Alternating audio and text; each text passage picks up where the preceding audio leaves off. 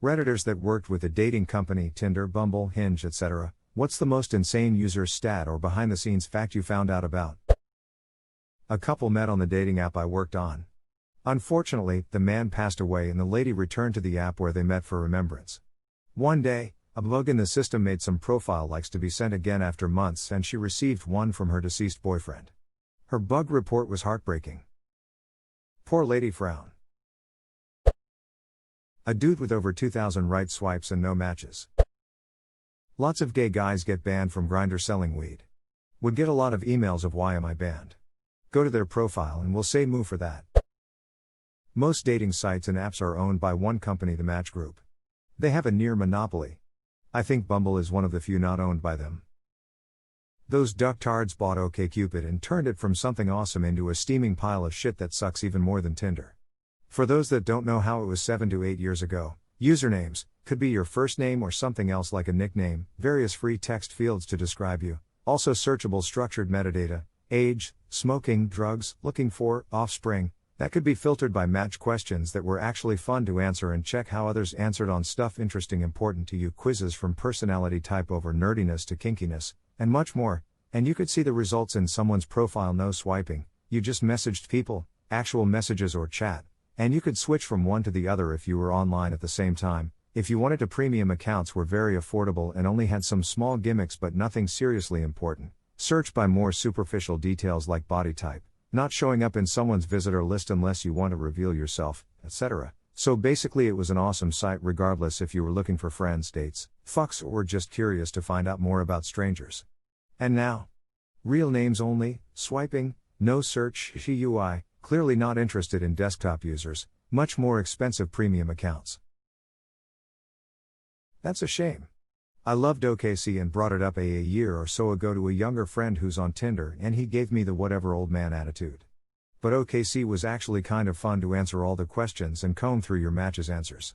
One time I went out with a 99% match that had 300 plus questions answered identical to mine, and the only one that was different was she wanted to duck in a booth with people watching.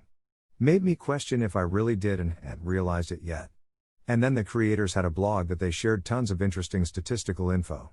I even bought their book on it. One time I went out with a 99% match that had 300 plus questions answered identical to mine, and the only one that was different was she wanted to duck in a booth with people watching. Did the questionnaire ease you into those kind of questions? Like it started with one, what's your favorite color? But by 299, you were being asked about niche sexual practices. It was a bit random what questions you got at first, but you could also look at the questions other people had answered and answer those as well. It wouldn't show you their answer until you had answered, and you couldn't change it for 24 hours. Edit, not random, based on what was most divisive. See below. This was years ago now, but I used to work with a guy who had been an engineer for Match.com. He said 99% of the profiles were inactive, and that 80% of the active profiles were men. He didn't provide numbers but also said there was a huge disparity between the average number of messages sent to women versus those sent to men. According to him, all told the site was mostly men reaching out to dead profiles and never getting responses. As I said, however, this was years ago, so it's entirely possible that they've cleaned the site up since then. Not sure about Match, but I know Tinder automatically removes you from the lineup, so to speak, if you've been inactive for more than 7 days. It seems they removed me from their lineup after 7 hours of being active. Frown. Okay, sorry for laughing, but did you just stop getting matches? I don't need to be inactive to not get matches. I used to moderate OKCupid. The amount of unsolicited dick pictures men would send women, not even accompanied by any words, was horrifying. I mean, you'd expect it because online dating is a cesspit, but the sheer amount would still surprise you. I had to look at each reported picture and say, yes, that's a penis. I exchanged numbers with this bloke I met on holiday. Nothing had happened with him and we lived on different continents. Anyway, on Christmas Day he sent me a message saying Merry Christmas, this is what America looks like at Christmas, and some pictures, him playing with the family dog in front of the Christmas tree, lights outside his parents' house, his erect penis, poorly lit, him sledging with his toddler-aged niece and nephew, snowman. I assumed he sent it accidentally because it was pretty off-brand for the rest of the set. So I asked him about it and he was like, oh, I was just horny. And it's like, Please don't be contextualizing your low production values pornography with wholesome Christmas cheer. I thought this was a lovely seasonal story until the sneaky Todger made an appearance. Then you went on the same emotional roller coaster that I experienced. Thank you for sharing that journey with me. The least he could have done was dress it up in some lights. Put a little Santa hat on it. Something. I mean, if you're going to go around slinging dick pics, at least put in some effort. I worked for Match for a couple years. This is probably widely known, but women frequently lie about their age and weight and men lie about their height and salary. Also, it's a big problem that women are inundated with DMs while most men get none. I won 6 months of Match.com services for free because I attempted their challenge of messaging, politely 10 women a week for 6 months, and got 0 responses. I also got 0 responses the second 6 months too. Perhaps the Chewbacca look has fallen out of favor. No nookie for the Wookiee. Not even a little lookie. We used to create fake accounts and chat with users. It was everything from someone having a premium account that wasn't getting responses to bored employees. Really? Interesting. Did you pull pictures from existing accounts or use your own? Not the op, but in early and mid-2000s I worked for a hosting company that hosted servers for several adult personals websites.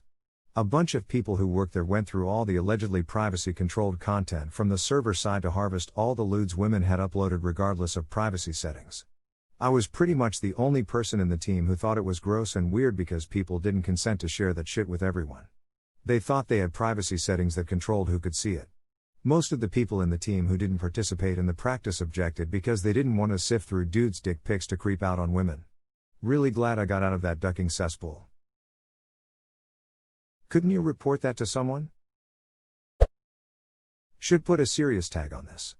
I'm genuinely curious about the answers. The owner of OKCupid wrote an entire book about interesting stats they learned about their users. Those stats really weren't that interesting though. Basically everyone is shallow as hell, people have hard race-physical requirements, and men massively outnumber women, nothing everyone didn't already know. I didn't read the book, but I thought they had some really interesting blog posts back in the day. Their blog was excellent, right up until new ownership via Match.com came into play. That site went from being kind of a charming, interesting dating site into yet another pay-to-play site like the rest of them shortly after the acquisition. This was like 6, 7 years ago or so. I met a couple of people on it and generally had a good time, but haven't used it since I met my wife. That's a lie, we both had profiles on it, although we met Earl. Was kind of fun matching and swapping messages on it anyway though. Match Group is worth $41 billion. Their apps are a sales pipeline for Match.com, so the free ones are designed to not result in a relationship but to guide you inexorably to their paid sites and ultimately put you on Match. If their algorithms worked to match you with your soulmate before you paid, then they'd be out of business and possibly sued by their shareholders. I'd venture a guess that they actually wouldn't show you someone too compatible in their free apps because they want you to pay. The algorithm probably excludes the top 10% of best matches or something. One of their last interesting blog posts was about exactly this topic, that Match.com and the others had a direct, vested interest in not matching you effectively. Why? Because if you found someone worth dating long-term, then why would you keep paying for a dating site? I forget what OKC's sales pitch for why this didn't apply to them was, but I remember thinking that it was pretty valid at the time. Although I never met any long-term partners on OKC, I never felt like they were actively trying to sabotage my feeble attempts at internet dating. I was good enough at that on my own. For me, OKCupid worked really well. I never had to pay for anything on the website, and I met several people with whom I went out for some time, until I met my now wife 9 years ago, also on OKCupid. Obviously haven't used it since then. Anyway, at the time it felt like the only online dating platform that was even remotely decent. Not been working, but a friend wrote her master thesis about the different criteria in online dating and real life. Almost half, 43%, the female participants who were in a relationship told they'd never have swiped right on their current partner. Other interesting results were that over 60% of men they wrote with on apps and agreed to go on a date would have no chance if they asked in real life. Edit: since many asked about the thesis, I'll ask her if she can share it here, but be prepared. It's in German. As to the second point, I don't know exactly how she worded the question in the survey, but she was referring to clubs and the like. I went speed dating, Earl, in 2012, only time I ever went, and I was super nervous. We got 5 minutes with every partner, and at the end of the night you have a card and you tick the box of the women you're interested in, and they tick the men their own cards, and the organizers email you the next day with anyone you matched with. I ticked 3 potentials, and the next day I got 1 match in my email.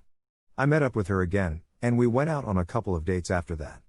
On the second date she confessed, "I didn't tick you. My friend did. She was there with her best friend, the friend liked me and ticked me on her own card, then ticked me on this girl's card too because she thought it would be a good idea. That's how we matched. Anyway, it all worked out great, we got married in 2014, and now have 2 daughters. She never would have ticked me if her friend wasn't there, I'm not her type at all, but it goes to show that relationships are weird, and that statistic about wives wouldn't have swiped on their husbands makes total sense to me." I met my wife move-in weekend freshman year. The reason we started hanging out is because her friend knocked on my door. Guess they were coming down to my room to ask me to hang out and my wife chickened out, so her friend knocked. Coming up on 12 years now.